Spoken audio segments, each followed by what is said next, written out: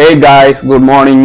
இன்னைக்கு February 15, நேற்றைக்கு February 14. நேற்றைக்கு எப்போ போல எழும்பி கிளம்பி ஒர்க்குக்கு போயாச்சு. இன்னைக்கு 15 சாட்டர்டே ஆல்சோ. ஸோ லைட்டா ஒரு வார்ம் அப் பண்ணிட்டு கிளம்பிட்டு ஒரு ஸ்பெஷலான இடத்துக்கு போலாமா.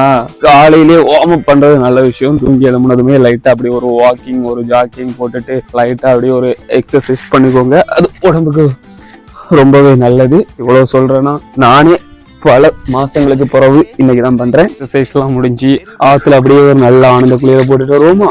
நல்லா ஆடி பாடி ஒரு ஆனந்த குளியல் போட்டாச்சு. நம்ம அப்படியே வீட்டு பக்கமா கிளம்பிடுவோம்.